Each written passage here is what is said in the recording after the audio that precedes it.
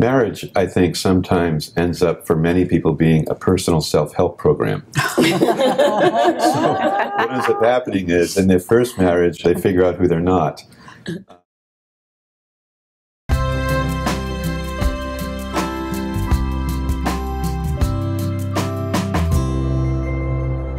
So what's the possibility of actually creating a healthy connection with someone after divorce?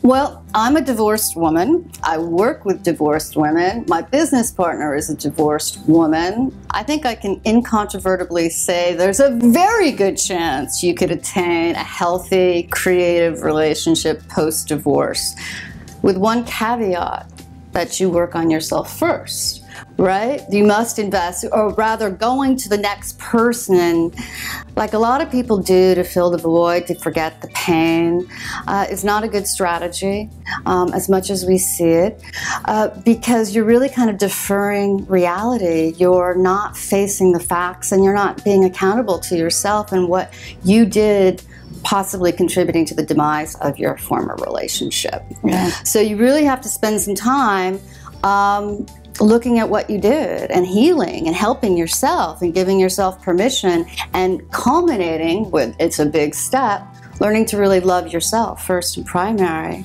And when you really arrive in that place of loving yourself, then you know, as those people come down the road, who's in alignment with you, who's got the same values, and you stand a much better shot. Marriage, I think, sometimes ends up for many people being a personal self-help program. So what ends up happening is in their first marriage, they figure out who they're not.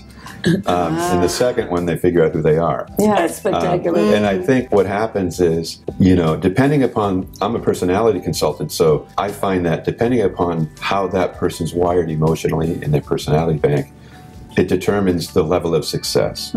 People that are very need-oriented find a lot of challenges because they look at that partner to meet emotional needs, and that's a black hole.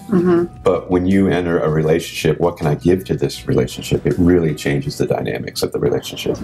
So I think it's very possible to have a healthy relationship after divorce. Yeah, well, the brain is built to recover, and we're built to form pair bonds, and we've got a brain system for the deep sense of attachment, and we do want to learn, and we're in a culture where the emphasis is on learning more about yourself. But, you know, I do this annual study with Match.com called Singles in America, and we don't poll the Match population, we poll the American population, and we ask people who are divorced, you know, how that experience has affected them when they go back onto dating again, and the vast majority say they learned so much from all the mistakes and everything from the first one that they feel they're going back with, you know, with more artillery, more tools, a better understanding of themselves, more insight into what they're looking for. And I find too that really being able to own what, you know, that there's no victim is a very important point, and being able to own that you participated with that, and when the timing is of even beginning to divorce, and then being able to allow that to develop yourself more, to get more clarity about who you are post-divorce and what you desire. But my works, it really specializes in being able to clear not only the consciousness that was stuck, that didn't allow the relationship to continue to thrive, but more often than not, what I see is that one partner will actually really do a lot of self-development and really get very strong consciously, and the other one doesn't.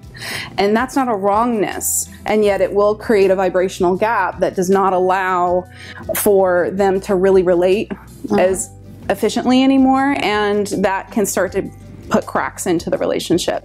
So that's where, you know, some people go into denial, some people go into different aspects to deal with that. But if you're really willing to own that and just say, you know what, we're just on different tracks, this is okay, and that, then it is very relatable, not just to stay in that, but to be able to respect that they're not desiring to go that route. That's not a wrongness, but at some point it can become a fork in the road for change. Can I ask a question of you? Yes. We were having this discussion with some girlfriends of mine, and how about the person who's just going through a divorce now, but they meet somebody who actually is helping them heal?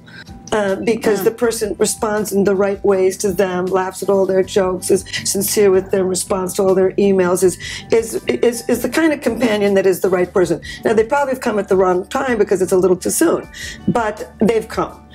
Do you think that's bad? I think that's utterly possible as well. You look like you're hesitating. No.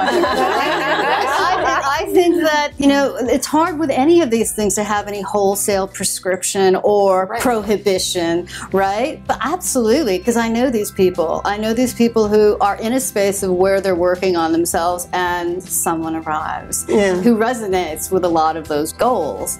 I don't think it's a sure thing, but I've seen it, and I've seen long-lasting marriages that have followed from that as the genesis. So yes. What a great answer. I feel like this is such a hopeful question. And I like what the group is really saying about recognizing that endings can be new beginnings, a rebirth, and that it's always possible to form a union with someone that's been through divorce. You just have to make sure that they've done their work to begin with.